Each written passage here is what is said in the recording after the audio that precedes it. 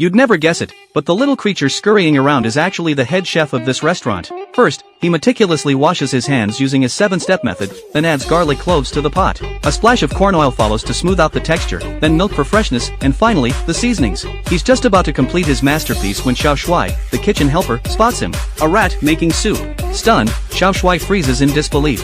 Just then, the head chef walks over and notices Xiao Shuai tampering with his soup. He grabs the boy and starts yelling. But amid the chef's outburst, the soup gets carried out to a customer by a waiter. The chef rushes after it. If the customer complains, the reputation of his gourmet restaurant could be ruined. And this isn't just any customer. It's the famously hard-to-please food critic, Anton Ego. Yet, to everyone's astonishment, Ego declares the soup absolutely delicious and gives it a glowing review. Relieved, the head chef lets Xiao Shuai off but demands he recreate the same soup in front of him another day, or pack his bags and leave. Right then, the chef spots the rat and swings a mop at it. The rodent flees in panic, but Xiao Shuai quickly hides it in a jar. The chef orders him to get rid of it, but Xiao Shuai can't bring himself to do it. He takes the rat home instead, and is amazed to discover it can not only talk but also cook. So he decides to team up with the rat to help him remake the soup. The rat's name is Remy. Back in the countryside, he never ate from garbage piles, only fresh ingredients. What's more, he's a culinary genius, born with a sense of smell sharper than a dog's. He can sniff a piece of cheese fished out of the trash and identify it as a premium product from a century-old French fromagerie.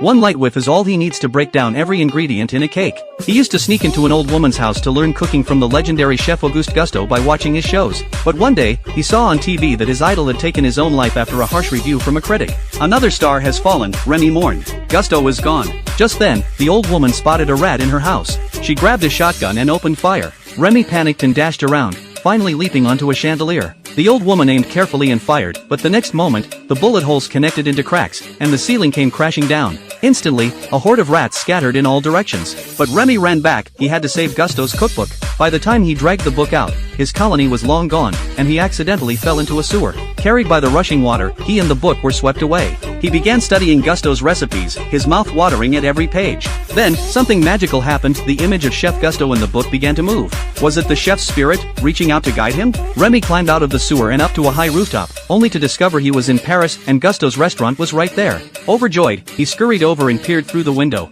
There he saw Linguini, Xiao Shuai, haphazardly tossing ingredients into a pot. He's ruining it, Remy thought. Determined to save the soup, he grew so agitated that he lost his footing and fell inside. And that's how this whole story began.